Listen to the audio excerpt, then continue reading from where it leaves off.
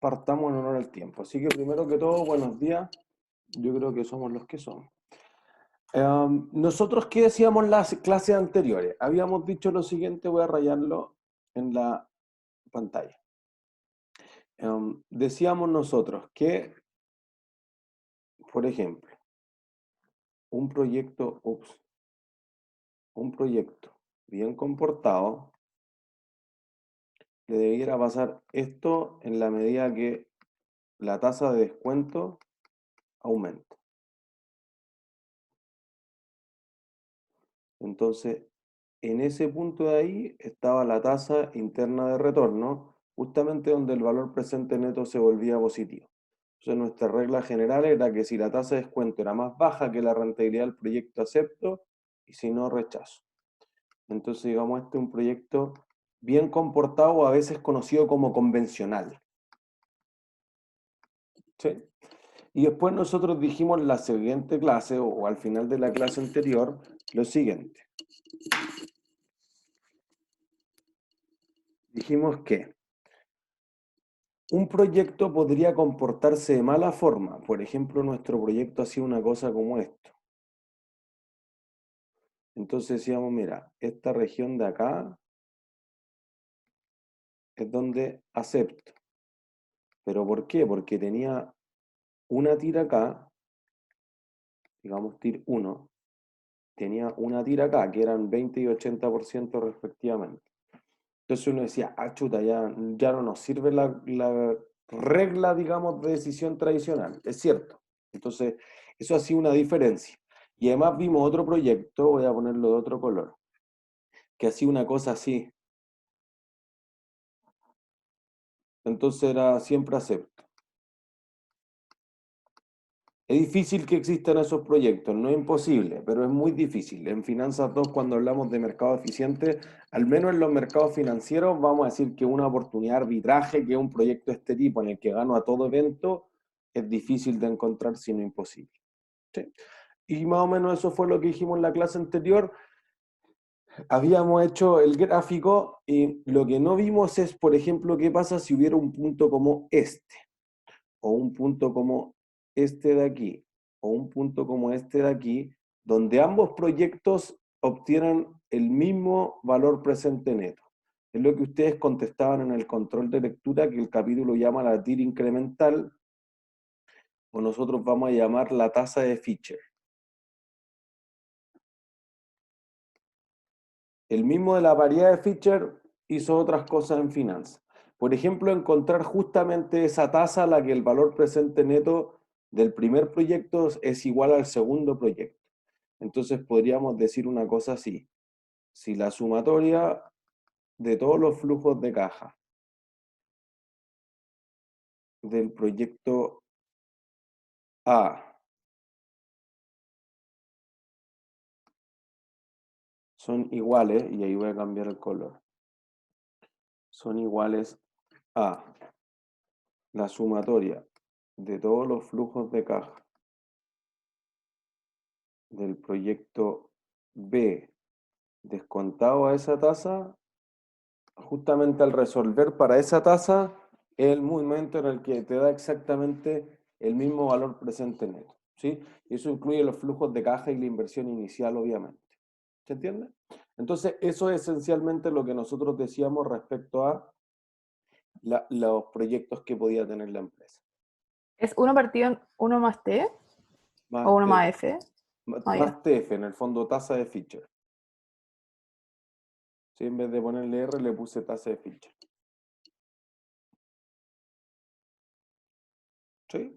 Y entonces ahí llegamos a la conclusión que uno de los problemas o el conflicto que existían entre la TIR y el VPN es que la TIR un proyecto podría tener múltiples TIR y que además podría ser que no tenga TIR. Y el que no tenga TIR no hace que sea un buen proyecto o un mal proyecto, sino que no tiene TIR y no existe un parámetro con el cual comparar la tasa de descuento del proyecto. Esta es toda la esencia. Entonces, hemos listado dos problemas del proyecto. El problema de TIR múltiple y el problema de que las TIR podrían no existir. Vamos a listar un tercer problema. Porque en el fondo, fíjense, voy a volver a los flujos de caja del proyecto. El proyecto TWO, ¿es un proyecto de inversión o de financiamiento? Inversión. Inversión. Ya, porque es un ¿Dónde proyecto inversión? Porque el primer flujo es negativo. Entrega dinero en el primer flujo. Ya, entrega negativo el primer flujo. Entonces, fíjense que esto implica que aquí tú compraste algo. Entonces nosotros dijimos, mira, la regla de la TIR para un proyecto de inversión es bien simple. Si la rentabilidad del proyecto es más que la tasa de descuento, acepto.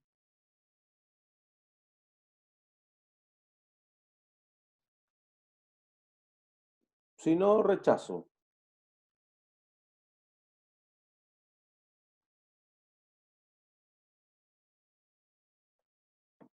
Es simple. ¿Sí? Lo que pasa es lo siguiente, mira, si yo tengo el proyecto ZERO, ¿qué tipo de proyecto es? Financiamiento. De financiamiento, porque el primer flujo es positivo, en este caso el primer flujo es negativo.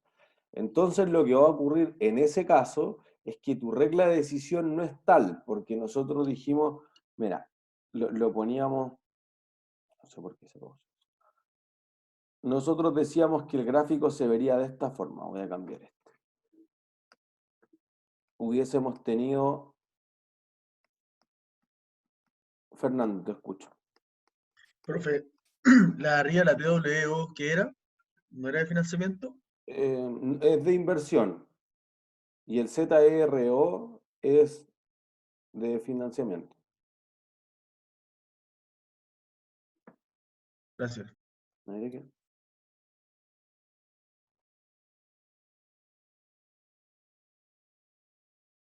¿Sí? Entonces los proyectos podrían ser exactamente iguales, cruzarse en la misma TIR, pero fíjense que para financiamiento, aquí acepto y aquí rechazo. ¿Por qué? Porque como te entra plata al principio, mientras menos valgan en valor presente las cuotas que voy a pagar al futuro, entonces vamos a tener que ese proyecto se vuelve atractivo, rentable, valioso, como quieran llamarlo. ¿Se entiende? Entonces, eso va a ser una diferencia significativa, porque en el caso del proyecto de inversión teníamos nuestra regla tradicional. Acepto aquí, rechazo aquí. ¿Sí? Y en el fondo esto es todo lo que hace un ingeniero comercial toda su vida.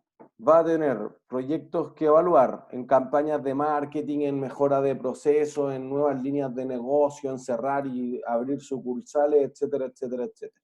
Entonces esto es como toma de decisiones de corto plazo, de contabilidad 3, pero agregándole el valor del tiro del tiempo, que esto pasa 3, 5, 10 años.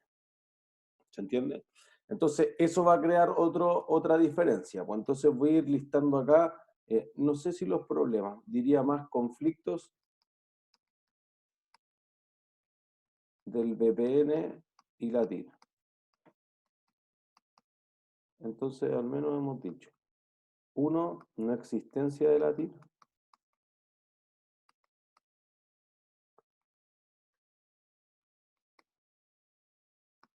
Dos, múltiples TIR.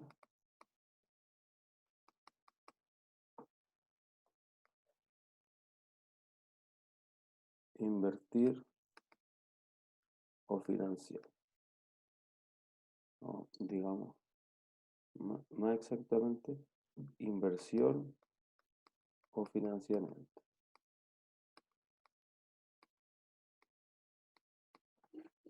¿Sí? Al menos llevamos esos tres. Entonces, nosotros diríamos lo siguiente, mira, vuelvo a la presentación. Tenemos que, si el proyecto se ve al revés, tu regla de decisión se ve al revés también. Si la TIR es más baja que la tasa de descuento, entonces se acepta el proyecto. Si la TIR es igual a la tasa de descuento, es indiferente, igual que antes. Si la TIR es más alta que la tasa de descuento, se rechaza el proyecto. La lógica detrás de esto es la siguiente. Tú tienes un préstamo al 10% de interés al año. ¿Cuándo te gustaría refinanciar ese préstamo? Cuando baja la tasa, ¿no? Eso es. Cuando la tasa es Entonces, más baja. Si a ti te ofrecen el mismo 10% no es negocio, a menos que te ofrezcan un plazo así como mucho mejor que las cuotas queden más suaves. Pero fíjense las medidas que el gobierno ha aplicado para paliar la crisis. Ah, ya, les vamos a cobrar un préstamo, o los bancos tienen que otorgar un préstamo a 0% de interés real, lo cual implicaba más o menos 3,5% de tasa nominal. Ya, pues entonces las empresas dicen, mira, actualmente yo tengo 10%, eso es lo mínimo que me tiene que generar cualquier cosa para ser bueno.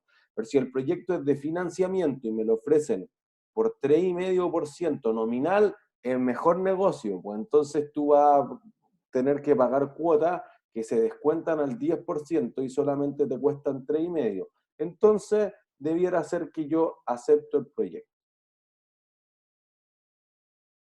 ¿Se entiende? Y eso puede hacer tu diferencia. ¿Sí? Si no es ese problema, es el problema que tiene que ver con el tamaño, con la escala. Imagínense esta posibilidad. Tú puedes invertir hoy día 50.000 y recibir en un mes más 100.000. O invertir hoy día 6 millones y recibir 9 millones. ¿Qué proyecto preferirían? ¿El de 50 o el de 6 millones? El de 6 millones. ¿Por qué? Porque a pesar de que el otro va a tener una mejor TIR, el de 6 millones la cantidad mayor es de escala. Em, Por la bueno, pero inversión. digamos que, miren, ¿cuánto gano aquí? 3 palos. Ya, 3 millones. ¿Y eso porcentualmente cuánto es? 50%. Listo, 50%. En este de acá, ups, ábrete el botón. En este de acá, ¿cuánto gano? 50. 50 y eso en plata es. 100%. Ah, perdón, eso era en plata, perdón. Porcentualmente es 100%. Ahí sí. ¿Sí? Entonces, fíjense que a algunos que les guste más el criterio de la TIR, perdón, del VPN, van a escoger este, como Rodrigo. Otros podrían decir, no, pues que este es más rentable. Entonces uno dice, claro, si yo tengo 6 millones, quizás debiera hacer el proyecto de 6 millones. Bueno, pero fíjense que en la vida los inversionistas quizás no tienen el monto total, entonces se tienen que agrupar 100, 200, 500 inversionistas. Entonces quizás, y eso es lo que vamos a ver cuando veamos más bien, no la valorización de los bonos y las acciones, sino la mecánica o la dinámica de cómo van a los mercados financieros, es que tú podrías encontrar quizás 200, 500, en este caso 120 inversionistas que pongan 50 y eso es más probable a que encuentre uno que ponga 6 millones.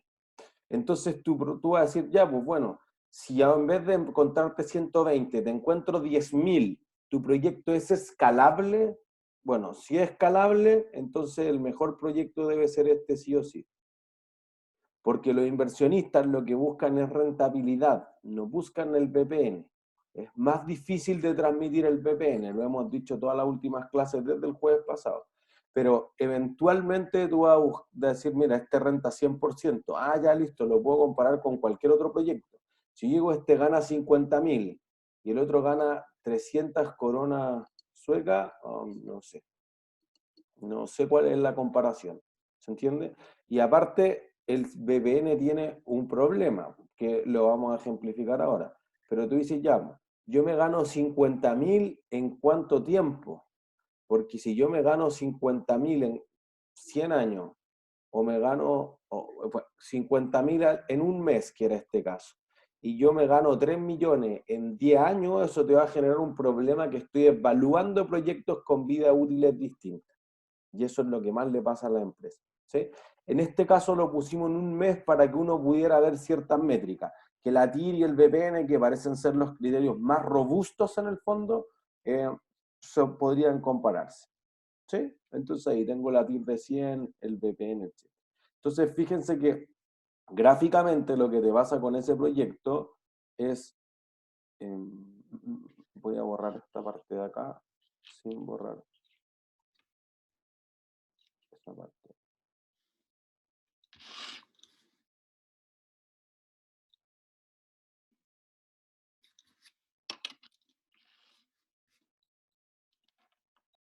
Entonces, verde. Dibujar. Entonces tenemos, miren, un proyecto cuya TIR es 50% y otro proyecto cuya TIR es 100%. Y tenemos acá valor presente neto de un proyecto que invierte 6 millones, si la tasa es 0%, genera 3 millones. Otro proyecto que invierte 50, gana 100, entonces cuyo BPN sería 50.000. Pero te va a pasar esto. Este digamos que es el proyecto chico, pequeño en tamaño si quieren. ¿Sí? Y voy a dibujar con otro color. Proyecto grande.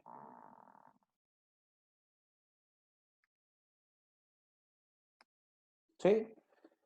Entonces, ¿qué proyecto es mejor? No sabemos. Depende de la tasa de descuento. ¿Se entiende? Si uno pudiera crear una regla de decisión, que es lo que nosotros vamos a hacer, diría, mira, si la tasa de descuento es muy baja, ¿qué proyecto debería aceptar? El grande. Grande.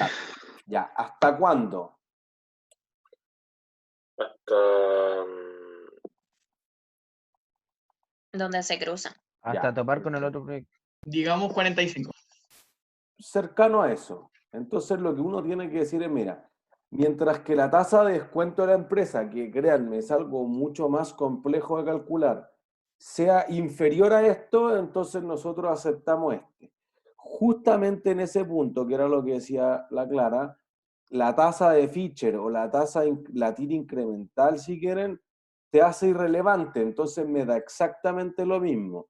Luego voy a escoger este proyecto hasta el punto en el que sea 100. En el 100 te da lo mismo entre aceptar y no aceptar, y luego tu mejor decisión es rechazar ambos proyectos. ¿Se entiende? Entonces hay que descubrir cuál es la tasa de Fischer. Entonces, ¿cómo descubro eso? ¿Cómo podría? Igualando. Igualando, suena bien. Entonces, miren, voy a decir, en un proyecto invierto 6 y recibo 9.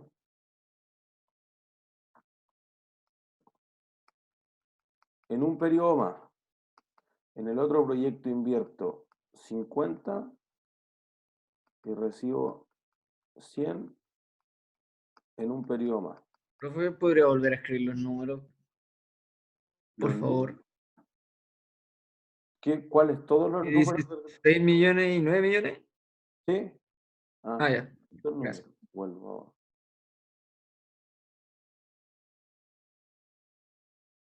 No puedo, ahí. ¿Por qué 6 millones, profe? Eso invertíamos, ¿no? Sí. Vuelvo a la lámina. Sí, 6 millones y 9 millones, y uno era 50 y 100. Entonces vuelvo a rayar acá. Este era 6 millones y este era 9 millones.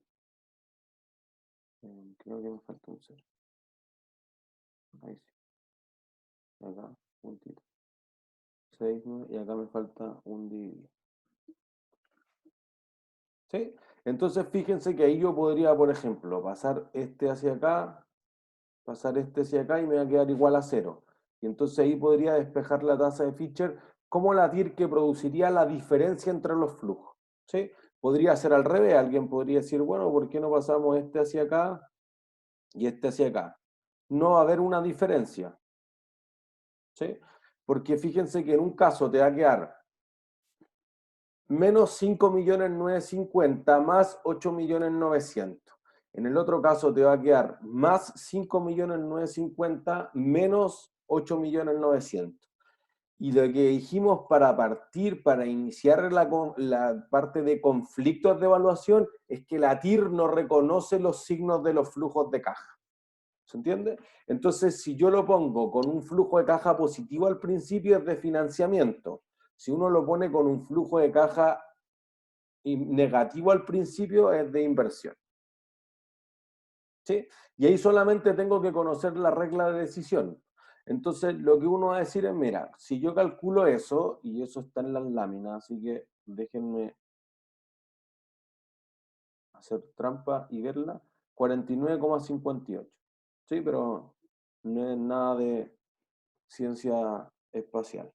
Entonces uno va a decir, mira, justamente un poquito antes, en el 49,58% te es indiferente. Entonces tu regla podría ser la siguiente. Si la tasa es entre 0 y 49, si la tasa es entre 0 y 49,58%, entonces digamos el proyecto grande tiene sentido.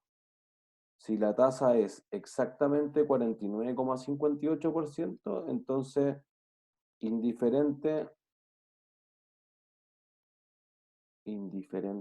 entre grande y chico. ¿Sí? Si la tasa va entre 49,58% y 100%, entonces el grande. Si la tasa es exactamente 100%, entonces indiferente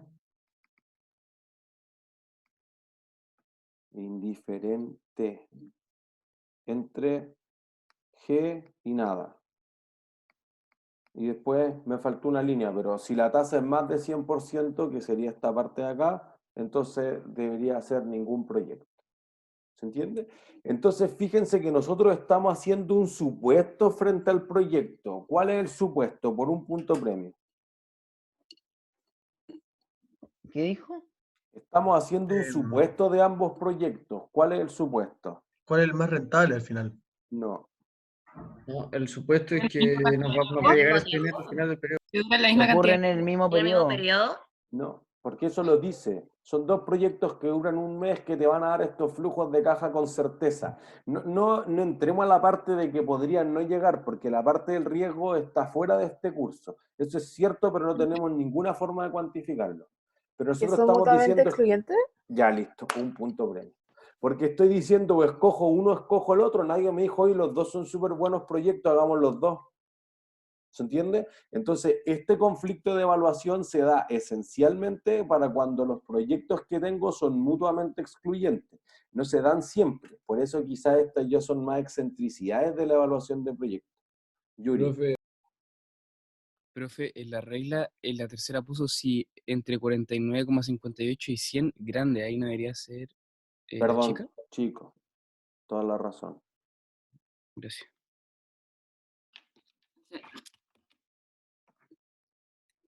Estoy con la goma. Ahí sí, chico. Entonces, digamos que tu problema del tamaño o escala mejor solamente se da para proyectos mutuamente excluyentes. Fíjense que algunos de estos problemas son para proyectos que sean mutuamente excluyentes, otros no son para ese tipo de cosas. En el fondo uno dice, bueno, yo podría comprar los camiones y pedir un préstamo. El problema de inversión en financiamiento no es que sean mutuamente excluyentes. Por el contrario, para comprar camiones es probable que tú tengas que pedir un préstamo, entonces son complementarios. Entonces, después viene un problema que es más avanzado, por ejemplo, en la valorización de empresas o en la evaluación más compleja de proyectos, en la que tú dices, mira, para poder invertir, ¿qué necesito?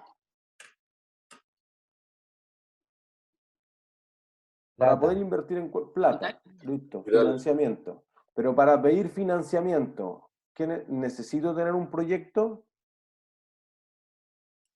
Sí, ¿Sí?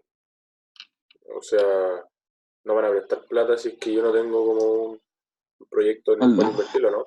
O la empresa podría tener utilidades nomás y no tener que avisarle a nadie cómo utilizar las utilidades. Pero parece ser más directa la relación en que si tú quieres comprar un terreno, alguien tiene que poner la plata. Si alguien pone la plata, no está seguro para qué. ¿Sí? Entonces, digamos que esa parte de que el financiamiento necesite de un proyecto no es tan obvia. No es tan obvia, y en especial cuando no existen proyectos para la empresa, no, para el inversionista no es claro en qué se está ocupando su plata, podría haber unos conflictos entre el gerente y el accionista, entre el accionista mayoritario y el minoritario, o entre el accionista y el banco. ¿Se entiende? Entonces, tenemos al menos 4 conflictos que podrían ocurrir. ¿Sí? ¿Alguien que se haya quedado atrás hasta ahí? ¿Todos claros? Todo claro. ¿Cuál era el cuarto conflicto, profe? ¿Qué escribió a la izquierda? ¿Escala o tamaño? Profe, y una duda con respecto a ¿Qué ese es? programa. ¿Era solo para mutuamente excluyentes? El Porque esa problema parte del no me quedó tamaño en claro. escala es que, ¿Sí? claro, porque son independientes, no tengo el problema. Ya, perfecto.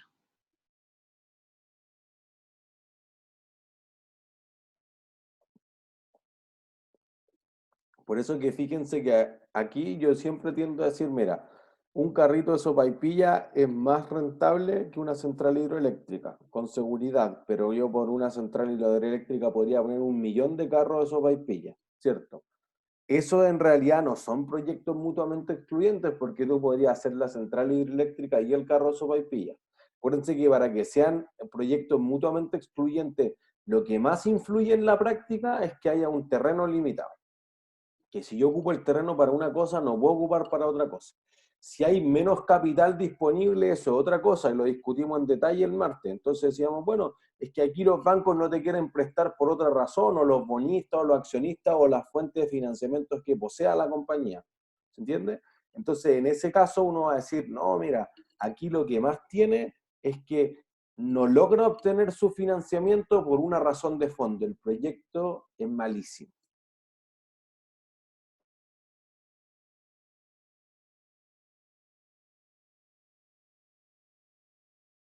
¿Sí? Listo, vuelvo a la presentación.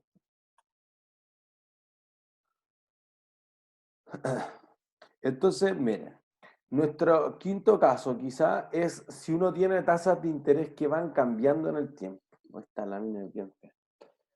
Por ejemplo, si uno pensara en que las tasas pueden ir variando con el tiempo, fuera de que hayan distintos plazos y una estructura intertemporal, algo que es bastante más complejo, digamos que las tasas suben o bajan. O sea, hace 2 meses la tasa del Banco Central era totalmente distinta al 0,5% que hay ahora. Las empresas no tenían crédito a costo real cero. Entonces, cuando tenían un proyecto que tenía una rentabilidad real de 2 o de 3%, quizás lo rechazaban. Pero ahora que les dan un préstamo al 0%, entonces quizás cualquier cosa que rente un poquito se vuelve atractivo. Entonces fíjense que, por ejemplo, Argentina, antes de hacer el corralito, tenía una tasa que era 10% al año, los bonos de Argentina, ¿sí? A finales del año 2000. Pero después, cuando hizo el corralito en el 2001, la tasa subió hasta el 50%. Entonces, lo que uno podría haber dicho es, mira, si yo tenía un proyecto de inversión bien comportado, quitémosle cualquier sofisticación, pero que rentaba 15, teníamos TIR de 15. La tasa de descuento del 2000 era 10%. La tasa de descuento del 2001 era 50%. Entonces, ¿debería aceptar un proyecto que tiene TIR de 15%, sí o no? Sí, porque es mayor. O sea, en el 2000, sí, porque es mayor a la tasa de Eso. descuento. Entonces aquí acepto. Porque lo lógico, se comporta bien, renta más, pues entonces me alcanza para pagar la deuda y aún así queda plata. Esa es la lógica de un proyecto bueno. En el 2001, ¿te convenía o no te convenía?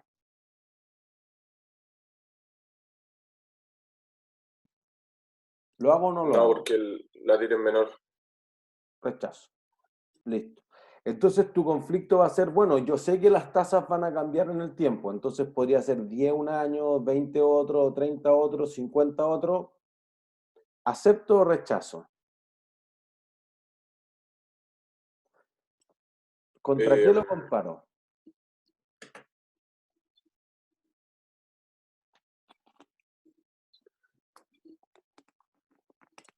Fíjense, para tener algo contra qué comparar podría ser la Hay que tasa jerarquizar. promedio. Perdón, ¿qué cosa? Hay que jerarquizar. como con el índice de rentabilidad. Sí. Pero es que es el mismo proyecto, pues no tengo varios proyectos, solamente que yo sé que las tasas son distintas cada año. Entonces eso te podría llevar como a quizás querer calcular un promedio.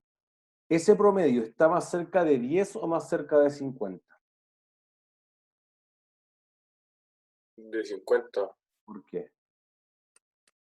porque es 30 el promedio de las tasas, ¿no? No, güey. ¿No? El promedio simple es 30, pero el valor del dinero en el tiempo ocurre de forma simple. No. No.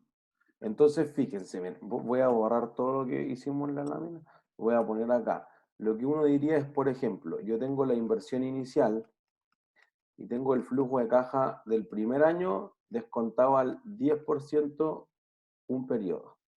Tengo el flujo de caja del año 2. ¿Cómo traigo valor presente de eso? 1 más 10% por la nueva. Por 1 más Por la 50. nueva tasa. Sí. Perfecto. Eso es lo que dice la José. Entonces, no puede ser que el error clásico aquí es decir, no, es que como el segundo año la tasa es 50, yo voy a descontar 2 años a 50. No, porque eso supondría que el valor del dinero en el tiempo es de 50% 2 años, no un año. Y eso hace una diferencia significativa. ¿Se entiende? Sería Entonces el alguien punto. podría decir, esto es, por ejemplo, que sería lo mismo que, lo voy a hacer acá.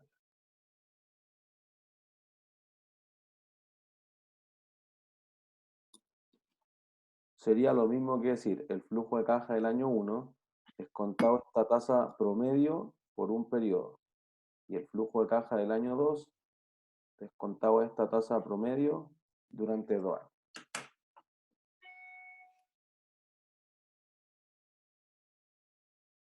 ¿Sí? ¿Todos claros? Ya, alguien tenía una duda, perdón, Yuri, creo que todavía levantó la mano. No, profe, ¿Era de era antes? para... Sí, gracias. Ya, la bajo entonces. ¿Sí? Entonces, fíjense que aquí el promedio es ponderado y lo que más pesa en la evaluación de proyectos son los flujos de caja que estén más cerca, no los que estén más lejos. Entonces, el promedio de esto debiera ser más cerca de 10% que de 50%. Jamás lo hagan simple. ¿Sí? Pero teniendo ese problema de la intertemporalidad de las tasas o del cambio de tasa, lo voy a anotar aquí para que vayamos siguiendo la guía. 5 tasas cambiantes en el tiempo. Cambiantes.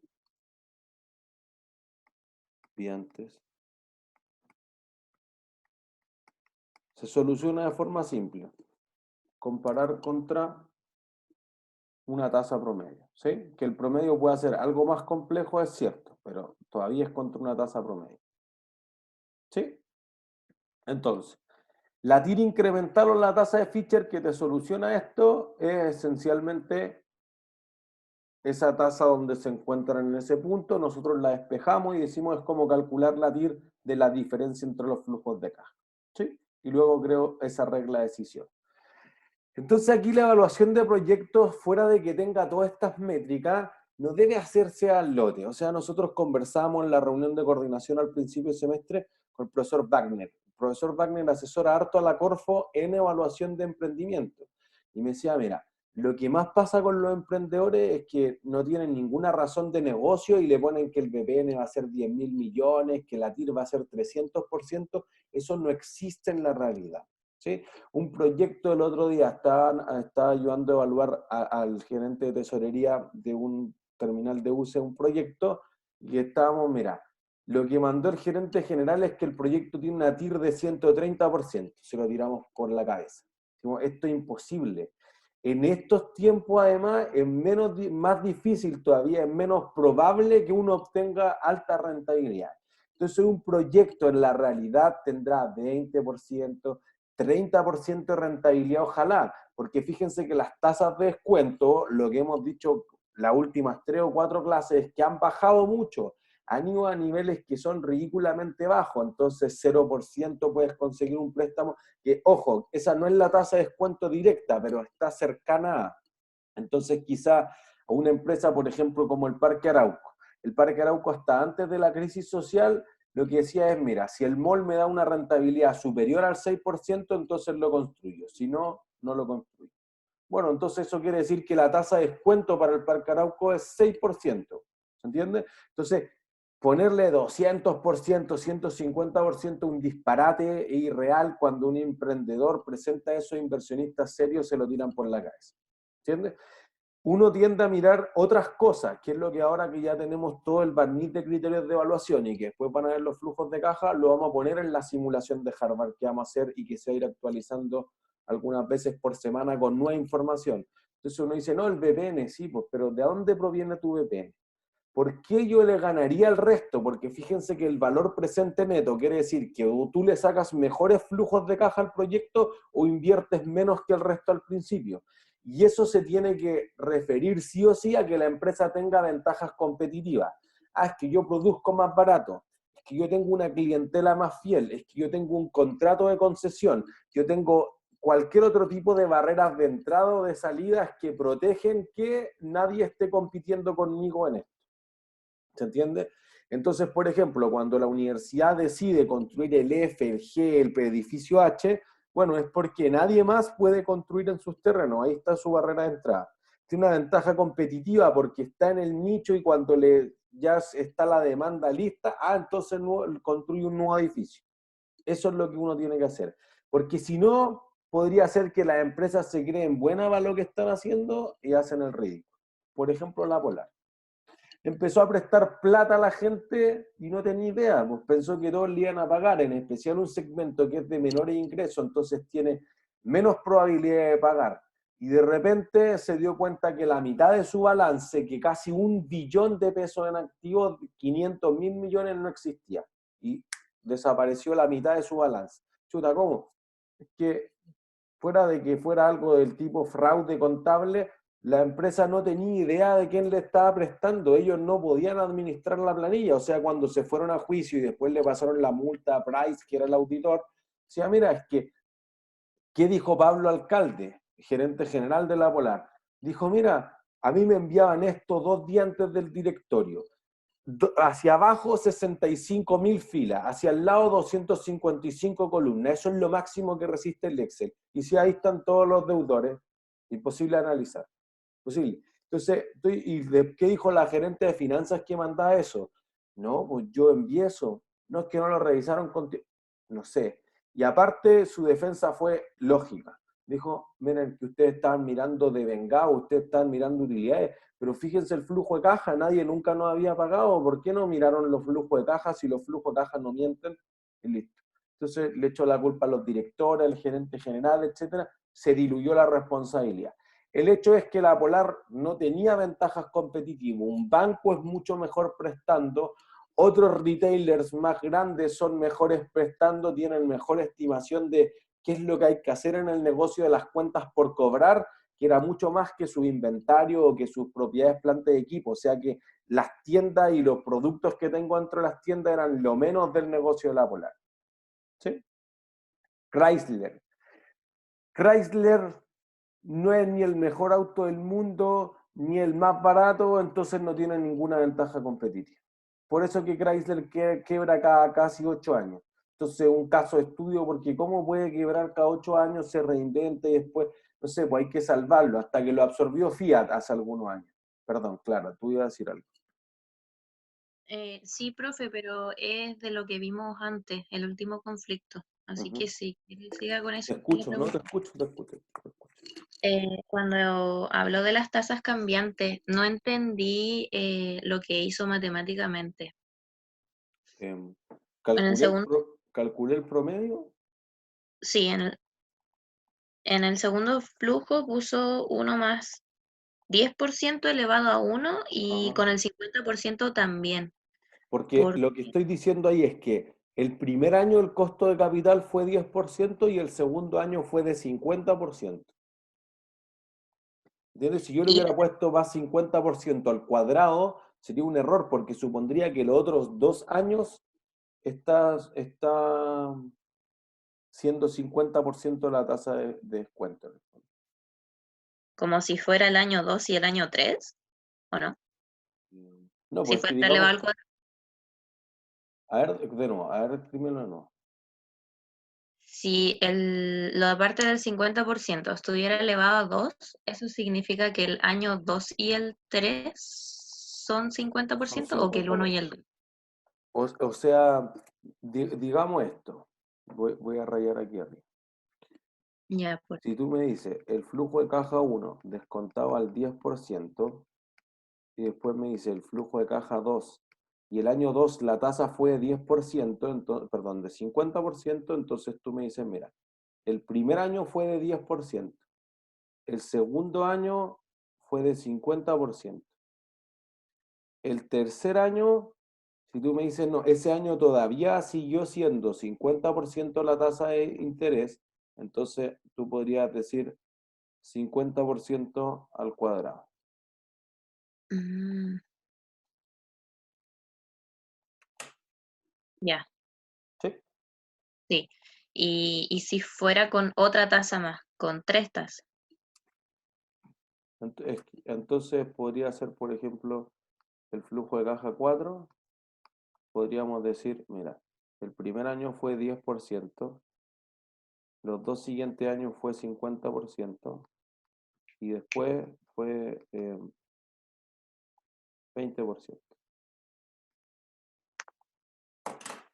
Ya, ya, Como que caché. el que le dé al cuadrado es solamente porque hubiera sido 1 más 50% por 1 más 50%. Entonces como que factoricé o junté los exponentes en el fondo. Ya. Gracias, profe. El último lo elevado a 3. Este de acá, no, 1. Sí. 1. Ah, ya. Porque solo un año ha sido 10% la tasa de Ah, descuento. ya. ¿Sí? Entonces, Chrysler no tiene ni un atributo. Entonces, cuando Chrysler evalúa un proyecto y dice tiene BPN positivo, dudo. ¿Sí? Rusia, por ejemplo, Rusia en 1967 le vendió en 7 millones de dólares a Alaska a Estados Unidos. ¿Qué recurso natural está lleno Alaska? ¿De qué recurso natural? Petróleo. Petróleo. Entonces el negocio fue horrible. Tiene todo Alaska por 7,2 millones. Si alguien me dice es puro hielo, ya, entonces no vale nada. Pero si está lleno de petróleo, entonces negocio horrible. Entonces los países también hacen negocios que tengan VPN negativo. Por ejemplo, Google. Google, antes de listarse a la bolsa por sí solo, le fue a decir a Yahoo, mira, te vendemos todas las acciones por 3.000 millones de dólares. Yahoo dijo, no, está muy caro. 13 años después, que es un dato desactualizado en ese sentido, debería poner el nuevo dato aquí, ahora Google vale 800 mil millones de dólares. Entonces, una rentabilidad que de 3 hubiera pasado a 800, hubiera sido como 25.000% de rentabilidad. Entonces, Yahoo, empresa muy grande, aún así dejan pasar negocios. ¿Se entiende? Entonces, la empresa, uno dice, podría ser que no solo los chicos se equivocan en evaluar proyectos, los grandes también se equivocan. El Nikkei 225, el índice de las 225 acciones más transadas en Japón, y Japón es la tercera bolsa con más transacciones del mundo, o sea, al menos el tercer país, ¿sí? Está Estados Unidos, Inglaterra y después Japón. Entonces, por ejemplo, a finales de los años 80 valía 39.000 puntos. El 2000 valía 20 puntos. El 2010 valía 12.000 puntos. Los índices se miden en puntos que no te dicen nada. Pero digamos que todo el mercado en general valía la mitad. Entonces hoy día han pasado casi 30 años y aún así es un desastre. Todavía no vuelve a 39.000. Entonces hay gente súper inversionista, inversionistas de fondos de pensiones, de compañías de seguros que tienen muchas lucas y suponen que son muy buenos, que han creído en el mercado y el mercado todavía no puede repuntar a valer lo mismo que valía hace 30 años. Entonces hay gente que ha ahorrado prácticamente toda su vida y no es que escogió una acción y tuvo mala suerte, es que escogió 225 acciones de una economía que es sólida y aún así la empresa no puede, o sea, la persona o la empresa que invierte en nombre de la persona no obtiene buenos retornos. ¿Entiendes? Ha rentado negativo los últimos 30 años. Así son los mercados financieros. ¿Se entiende? Por ejemplo, Turbus. ¿Cuál es el negocio de Turbus? Transporte. Transporte. Ya, pues eso es lo mismo que pensó Jesús Díaz Martínez, que dijo, mira, nuestro negocio es el transporte, así que compremos una aerolínea. Y compraron Avant el 97. ¿Sí? Empezó a fusionarla con National, después le compró más aviones, etcétera, y el 2001 están quebrados, todos quebrados. Porque dijo, mi negocio es el transporte. Volvámoslo a pensar. ¿Cuál es el negocio de Turbus? Transporte terrestre. Transporte, sí, Servicio. terrenal. Entonces, aviones no, ese es otro negocio mucho más complicado, hay otros operadores que lo tienen mucho más claro. Los buses de Turbus es probable que tú los compres con tu capital. Los aviones de una aerolínea tú lo hagas con leasing, es otro negocio. Tengo tarifas de vuelo, listo, porque yo no construyo la parte donde guardo los aviones, pero tú sí construyes la parte donde guardan los buses, etcétera. Tiene otro tipo de cosas, ¿entiendes? No, que se atrasan, que Policía Internacional, la gente llega a tus buses, listo. No vi cuál era mi negocio exactamente. Entonces, cuando las empresas piensan que lo están haciendo súper bien, podrían hacer el loco. Grupo Luxich, que ha hecho muchos negocios exitosos, pero cuando empezó a adquirir la compañía sudamericana de vapores, que era la mayor naviera de Latinoamérica, empezó a comprar las acciones a 285 y hasta antes de la crisis social la acción no era ni 50, era 25 por acción. ¿Sí? Entonces, debería actualizar eso. Entonces, mira, ha perdido el 80 o el 90% de valor, es cierto. Delta, una aerolínea gigante, la mayor aerolínea por valor en bolsa en el mundo, vino y compró a finales de diciembre el 20% de LATAM Airlines por $2.000 millones. Todo LATAM Airlines ahora vale $2.000 millones. Entonces ha perdido el 80% de lo que tenía en 4 meses. ¿Se entiende? El BCI, un banco que le va muy bien, pero el 2011 le prestó a la Polar, quebró, o al borde de la quiebra, ¿sí? Entonces tuvo que empezar a renegociar sus pasivos. Le prestó a Johnson's antes que fuera adquirido por Cencosud, quebrada. Y le prestó una empresa de generación eléctrica, Campanario, que justamente es la única generadora eléctrica en la historia de Chile que ha quebrado, porque su negocio era horrible. Entonces, ¿qué dijeron? Mira, yo le voy a vender por contrato a tales clientes industriales energía a $100, pero su costo de fabricación de cada kilowatt era $180. Entonces está amarrado un contrato que está obligado a perder. Se acogió a quiebra al tiro. Pero el único que ha hecho eso. ¿Quién era el que le había prestado más plata para ese proyecto? El BCI. Entonces, inclusive bancos muy, muy grandes pueden caerse. ¿Sí? El hedge fund Amaranth Advisors, 2005, en una sola semana perdía $7.000 millones. Partió perdiendo $500 millones un día. Especulaba en el mercado de derivados financieros, esencialmente los mercados de energía, o sea, de kilowatts, de energía eléctrica, digamos, o el mercado del petróleo, ese tipo de energía. ¿Sí? Y entonces la empresa partió y que perdía $500 millones el lunes. Entonces apostaron más para recuperar esos $500 millones y le fue peor todos los restos de los días. En la semana hicieron el ridículo. $7.000 millones. Entonces imagínense que es como que yo destruya Cencosud en una semana. En una semana ya no existe nada más. No existe Jumbo, no existe Santa Isabel, no existe París, no existe el Costanera Center, no existe nada. Ese es el valor que destruyeron en 2005. Imagínense hoy día, 15 años después, hubieran eso a valor actualizado, quizás sería 8.000 o 9.000 millones de dólares perfectamente. Entonces uno podría decir, quizás por muy bueno que sea un fondo de cobertura, un hedge fund, que supone que son especialistas en este tipo de mercados como complejos o no tradicionales, también puede ocurrir que pierdan plata. ¿Se entiende? Hay ciertas cosas que nosotros hemos visto de los proyectos, el calcular el valor presente neto, ¿sí? Hay dos cosas que nosotros no conocemos respecto al proyecto. Uno, si yo lo financio de mejor forma, ¿podría ser más rentable? Sí. ¿Cómo influye el financiamiento en cada proyecto? Es un problema para Finanzas 2. Al menos 3 o 4 clases de la segunda mitad de Finanzas 2 nos dedicamos a hablar de la estructura de capital. Entonces, si tú financias un proyecto 100% con patrimonio, quizás no es tan valioso como si tú lo financias 50% con deuda, 50% con patrimonio. Eso puede hacer una diferencia. ¿Sí? Segundo, tú dices esto. Tú te dedicas a la minería. Esto es muy clásico en la minería. Y tú empiezas a extraer cualquier mineral, digamos cobre. Si tú encuentras que el precio del cobre baja mucho, ¿qué podrías hacer?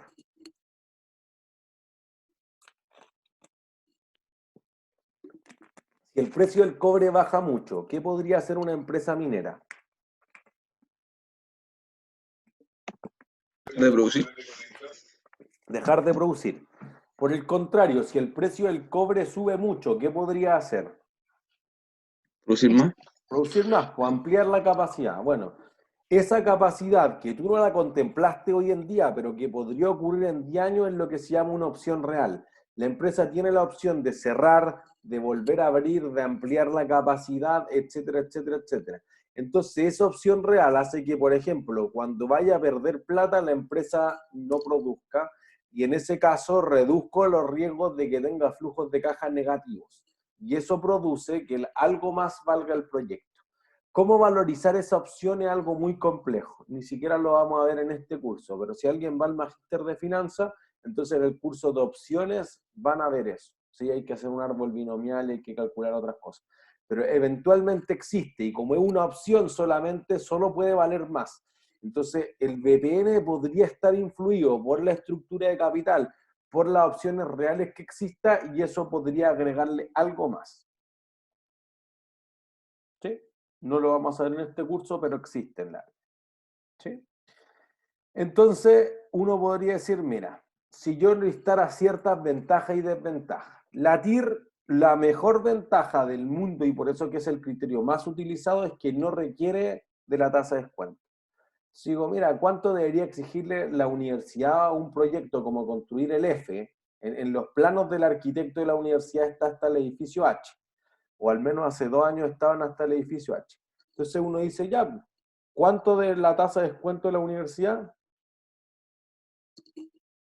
Uno cree que tendrían esas cosas, pero pasa harto, pasa harto. O sea, el profesor Toledo en Viña nos contaba que cuando hablaba con la gente de farmacias Cruz Verde, decían, oye, ¿por qué compraste 2 terrenos? ¿Por qué una farmacia comprará 2 terrenos al lado? Para que la otra no pueda tenerlo. Para que no Que se no hay- coloque la otra. Eso es. ¿Entiendes? Pero decía, ya, pues, ¿y cómo metiste eso en tu evaluación de proyecto? Le decía, no, ¿cómo? No, pues si ese pues, terreno es de otro. No, pues, pero tú invertiste en 2 terrenos. No, es que yo construyo en uno nomás. El otro lo compré, pero lo dejé ahí, no lo meto en la evaluación de proyecto. ¿Pero cómo? Sí, es que ¿cuánto? No, mira, a mí me tinca que va a pasar la gente y yo compré los 2 terrenos y listo. Y aquí no va a haber farmacia humana, ni Salcobrán, ni una cuestión. Y para nosotros es buen negocio la farmacia porque conocemos hace tiempo, estamos en este negocio. ¿Pero cuál es la TIR? ¿Qué es la TIR? ¿No cuál es el BP? ¿Qué es eso? No, si nosotros llevamos toda la vida acá. Chao. Ese es el criterio de evaluación de la empresa en la realidad. O sea, me pasaba con una empresa, estábamos asesorando un grupo de empresas, imagínense, dentro de los 5 grupos económicos más grandes de Chile, y tenía una viña que perdía 9.000 millones de pesos al año. Y le dije, oye, cierren esta viña no tiene ni una perspectiva de ganar. Y el terreno era bien caro porque se podían hacer otras cosas. Dijeron, no, la empresa está, o el grupo de empresas está dispuesto a aceptar la pérdida de la viña. Yo la terminé valorizando negativo, algo que muy pocas veces en la vida vale. Me dijo, no, nosotros estamos dispuestos a aceptar 9.000 millones de pérdidas, que queremos tener el campo, porque así va el dueño con los nietos, etc. Pero por 9.000 millones de pesos yo le dije, sí, por 9.000 millones. En el fondo, y eso pasa harto en Chile, tener una viña como que te da otro estatus social. Entonces quizás tu negocio no es la viña, sino que es tener un networking, un círculo social distinto. ¿Se entiende? Entonces, ojalá las empresas ocuparan los criterios de evaluación de proyectos que nosotros les mostramos, porque es mucho más sólida la evaluación. Hay veces que las empresas no conocen su tasa de descuento, no, quizás están mirando otros factores, etcétera, y en mucho estómago, ¿no? Pero ¿cómo han hecho los negocios? No, es que él está aquí hace 10 años, hace 20 años, entonces él ya cacha cuándo hay que hacerlo y cuándo hay que no. Eso no es cuantitativo. Por eso es que se hacen más malos negocios que buenos negocios. ¿Sí? Segunda ventaja de la TIR es que te da un margen para equivocarte. Digo, mira, la TIR es 60%, llevémoslo al extremo. La TIR sí es 100%, aunque sea súper difícil encontrar un proyecto así en la realidad, ya. Entonces, si yo tengo un proyecto de inversión cuya TIR es del 100%, con seguridad debería hacerlo, porque la tasa de descuento en la práctica jamás va a ser 100%, independiente de la empresa que sea, jamás. En el caso particular de Chile es por una razón. ¿Cuánto es la máxima tasa de descuento que podría sufrir un proyecto? Lo máximo que te cobre el banco. ¿Sí? Entonces tú vas a decir, mira, ¿cuánto creen que es lo máximo que te puede cobrar el banco como tasa? 10%.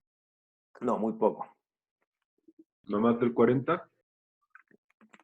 Suena más razonable, pero un poco más. Algo así como 55-60% al año. La ley tiene una tasa que se llama la tasa máxima convencional. La tasa máxima convencional es justamente la tasa que autoriza la ley como máximo a cobrar a las personas cuando están en mora. Y mora significa que la empresa eventualmente, o la empresa o la persona, digamos, no fue capaz de pagar una cuota y se atrasó tantos días y entró en mora. Cuando está en mora, entonces la ley le dice, mira, tú a ese cliente le puedes cargar intereses por la tasa máxima convencional, que eso fluctúa, pero digamos que mensualmente está en torno al 4 o 5%. Entonces en el compuesto podría ser 60% al año. La misma tasa que te cobran cuando tú te sobregiras de la cuenta corriente, con la línea de crédito. Entonces uno dice, bueno, si yo hiciera el proyecto inclusive con la fuente de financiamiento más cara posible, la tasa máxima convencional es más bajo que eso. Entonces tú podrías decir, mira, la TIR te va a llevar sí o sí a un criterio que te da cierto margen de equivocación. ¿Cuánto es la 50, 60? No sé, pero si es 100, ese proyecto es bueno. ¿Cuál es el BPN? No sé, necesito calcular exactamente la tasa para que me dé el valor presente neto. Pero si digo que la TIR es 100, da lo mismo si tu tasa es 10, 20, 30, 50, 80, tú ganas plata. ¿Cuánta plata ganas? No sé, pero gano. Profe, ¿y nunca se podría dar que sea más? Más 110, por la tasa de descuento, ejemplo. o sea, de que podría darse, nunca se ha dado en la historia. O sea, al menos digamos en democracia. Ah, ya. ¿Bien? Pero obviamente esto funciona distinto para otros países. Si alguien me dice, tengo un proyecto que renta 100% en Venezuela, es un asco de proyecto, porque la tasa de descuento de los bonos soberanos, que ya es lo más bajo en Venezuela, es del 96.000%. Y entonces uno dice, la inflación de Venezuela el año antepasado, que tenía el dato duro el Fondo Monetario Internacional, 1.700.000%. Entonces uno dice, claro, ahí el proyecto tendrá que rentar 5 millones% para cubrirte la inflación y un poco más en el fondo. Bueno, depende. Pero en el caso de Chile particular, suena razonable que nunca ha pasado del 100%. Ya.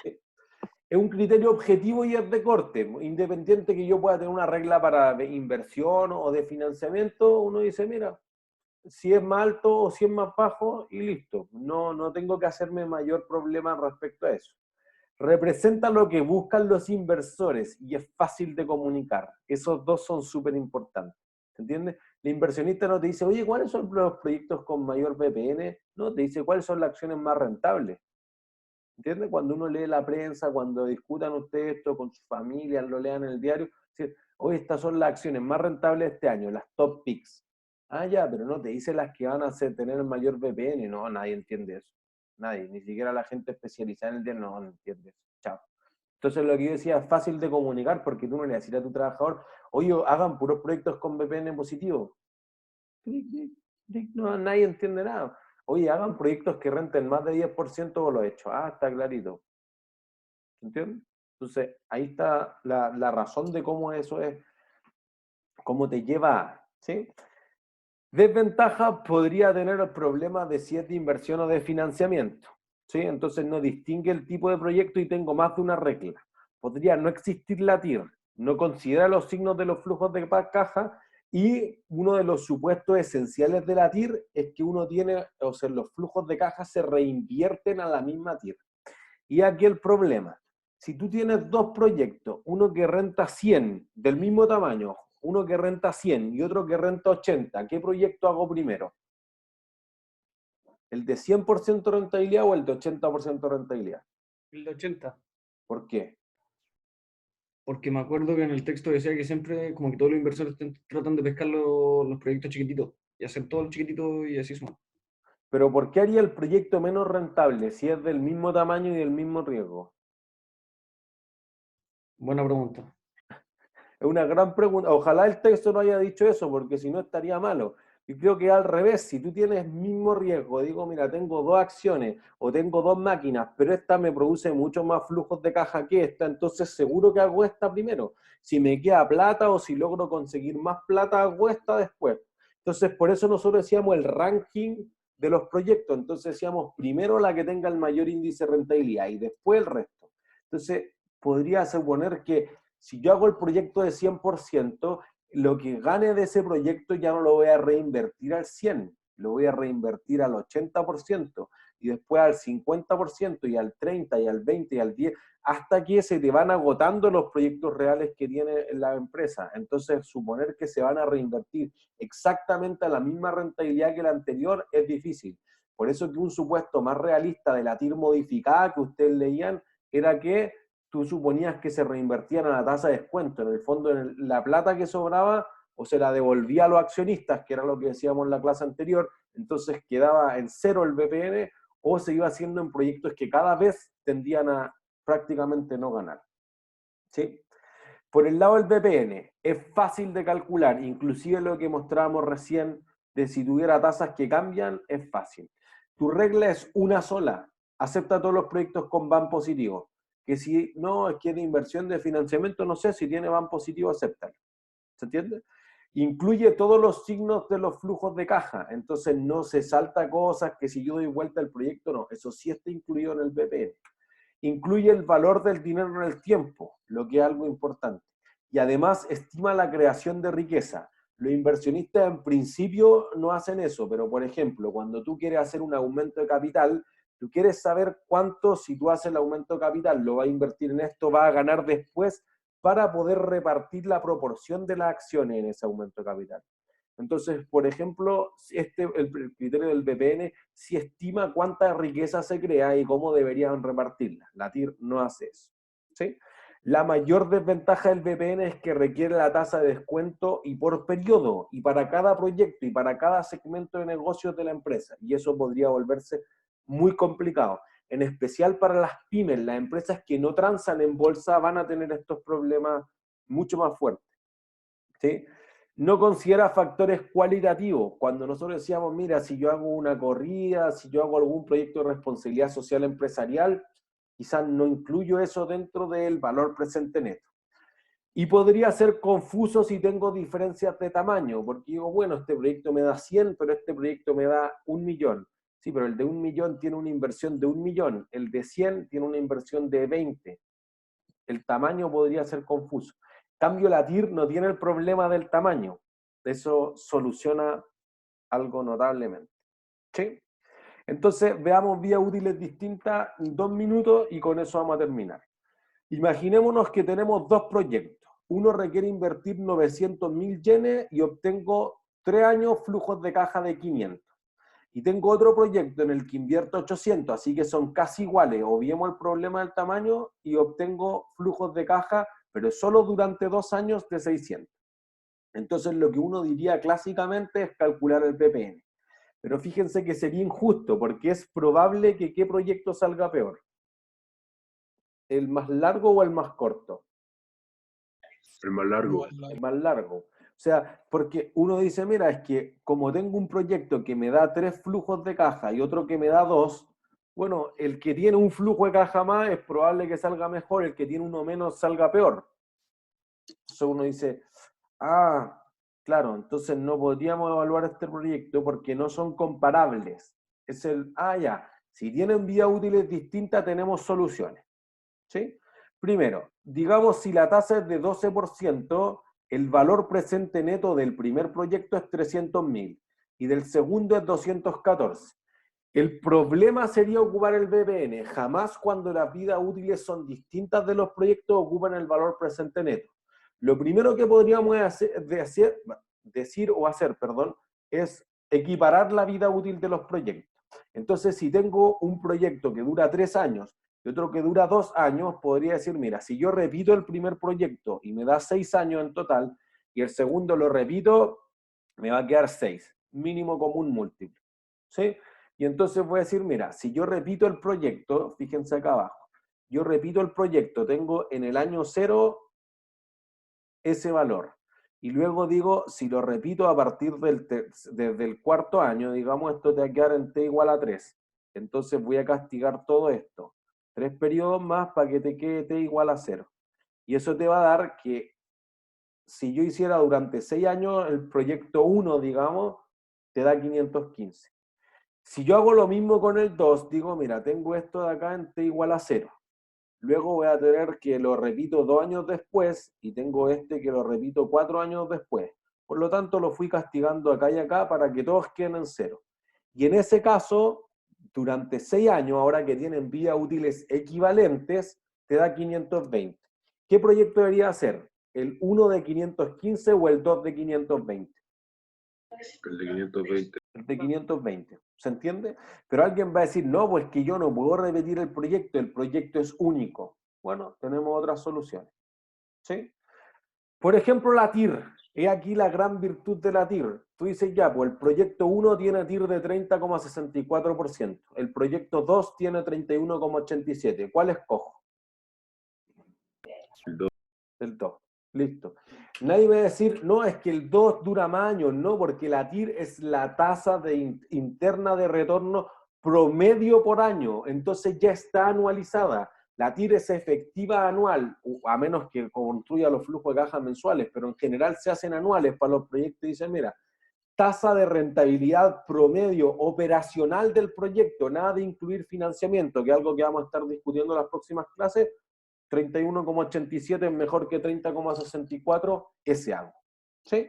Si no, lo que debería hacer es calcular el flujo de caja anual equivalente. Y entonces, y con esto cerramos. Nosotros vamos a decir lo siguiente, mira. Tú tienes el valor presente neto y eso debiera ser igual al flujo de caja anual equivalente multiplicado por la fórmula de esta progresión o de esta serie que es la anualidad. Entonces, nosotros vamos a decir, el flujo de caja anual equivalente, o lo que para proyectos solamente que se diferencian en costos, como lo plantea el capítulo, el CAE sería el valor presente neto dividido por el factor de la anualidad.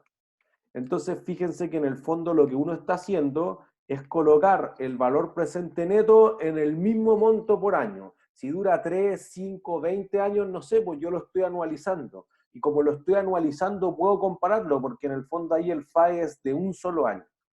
¿Se entiende? Entonces voy a hacer eso mismo con el proyecto de acá. Vamos a decir, mira, el primer proyecto tenía este BPN, lo divido por la fórmula de la anualidad y me da 125.000 yenes. El segundo proyecto tenía 214.000 y va a tener este, dividido por la fórmula de la anualidad, este FAE. Entonces, ¿qué proyecto debería ser de acuerdo al criterio del flujo anual equivalente? ¿El 1 o el 2? El 2. El 2. ¿Entienden? Porque tiene mayor FAE. Acá está. ¿Se entiende? Entonces, en ese caso, la TIR y el FAE te llevan a lo mismo. Y no tengo que hacer esta idea de poner el mínimo común múltiplo, que por ejemplo, si fueran 7 años uno y 18 el otro, te da 126 años. Pues es difícil que tú puedas repetir 18 veces el proyecto. ¿Se entiende? ¿Es claro para todos? Sí. ¿Dudas? Sí, profe, ¿podría poner la pizarra, por favor? Voy a la pizarra.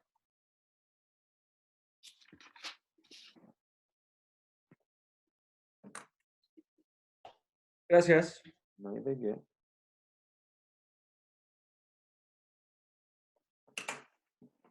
¿Todos claros?